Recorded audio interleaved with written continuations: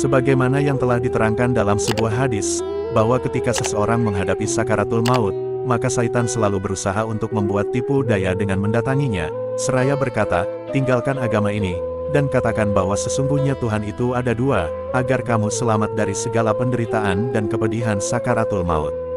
Ini adalah kejadian yang sangat berbahaya dan mengkhawatirkan bagi ketetapan iman seseorang.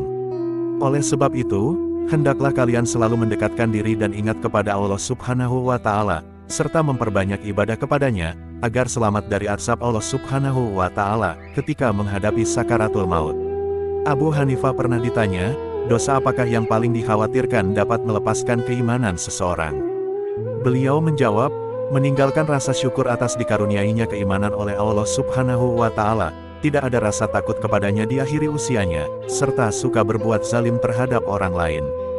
Barang siapa di dalam dirinya terdapat tiga perkara ini, maka ia akan meninggalkan dunia dalam keadaan kafir, kecuali orang-orang yang mendapat hidayah. Dalam sebuah riwayat diterangkan, bahwa azab Allah Subhanahu wa Ta'ala yang paling menyakitkan bagi orang yang sedang menghadapi sakaratul maut adalah dalam keadaan kehausan dan hati yang terbakar. Dan dalam keadaan yang seperti inilah setan mendapat kesempatan untuk melepaskan keimanan seseorang. Setan lalu datang di dekat kepalanya dengan membawa semangkuk air kental, kemudian ia menggerak-gerakkan mangkuk tersebut di hadapan orang mukmin yang sedang menghadapi sakaratul maut tadi.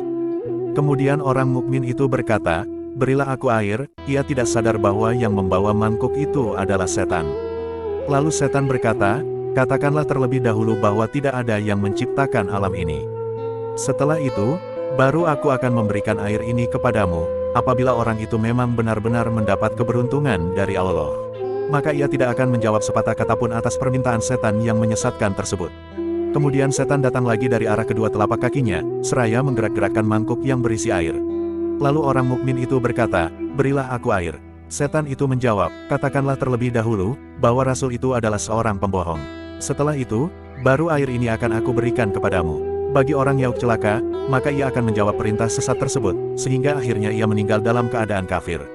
Sebaliknya bagi orang yang selalu mendapat perlindungan dari Allah, maka ia akan mengembalikan atau menolak ucapan setan tersebut, karena ia sudah tahu siapa yang mengajak kepada kekufuran dan kesesatan pada waktu ajal akan menjemput, yaitu setan. Sebagaimana yang telah diriwayatkan dari Abu Zakaria, bahwa sesungguhnya ia adalah seorang yang ahli zuhud, di mana ketika ia sedang menghadapi sakaratul maut, beberapa temannya sama berdatangan seraya mengajarkan kalimat thayyibah kepadanya, yaitu lafal. Tetapi Abu Zakaria justru memalingkan muka dari teman-temannya itu dan tidak mau mengucapkan sepatah kata pun apa yang telah diajarkan oleh teman-temannya tadi. Lalu teman-temannya mengajarinya kembali untuk yang kedua kalinya, tetapi ia tetap tidak mau mengucapkannya bahkan memalingkan muka dari mereka. Dan, ketika teman-temannya mengajarinya membaca kalimat thayyibah tersebut untuk yang ketiga kalinya, Abu Zakaria berkata, aku tidak akan mengucapkannya. Melihat kenyataan ini, teman-teman Abu Zakaria pun menjadi kebingungan dan tidak menduga bahwa hal itu akan terjadi pada diri temannya. Dan ketika Abu Zakaria tersadar kembali dari komanya, lalu ia membuka kedua matanya seraya berkata kepada teman-temannya, apakah kalian telah mengucapkan sesuatu kepadaku? Mereka menjawab, ya, kami telah menuntunmu untuk mengucapkan kalimat syahadat 3 kali, dan kamu berpaling 2 kali, bahkan untuk yang ketiga kalinya kamu justru berkata, aku tidak akan mengucapkannya.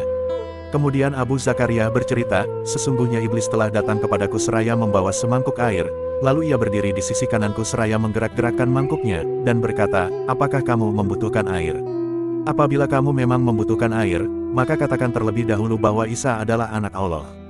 Maka aku berpaling ke arah kiri, lalu iblis mengikutiku dan berdiri di sebelah kiriku seraya mengatakan hal yang serupa, maka aku pun berpaling ke sebelah kanan. Dan untuk yang ketiga kalinya, ia berkata, katakanlah, tidak ada Tuhan, maka aku langsung menjawab, tidak, aku tidak akan mengatakannya. Setelah itu iblis membanting mangkuknya seraya berlari. Jadi, aku pada saat itu aku sedang menolak iblis, dan bukan menolak kalian. Aku bersaksi, bahwa tidak ada Tuhan yang patut disembah melainkan hanya Allah, dan aku bersaksi bahwa Nabi Muhammad SAW itu adalah hamba dan utusannya. Mansur bin Amr juga telah berkata, apabila seseorang telah dekat dengan kematiannya, maka dirinya dibagi menjadi 5 bagian yaitu hartanya untuk ahli waris, ruhnya untuk malaikat maut, dagingnya untuk makanan ulat, tulangnya untuk tanah, kebaikannya untuk musuhnya, dan setan untuk melepas keimanannya.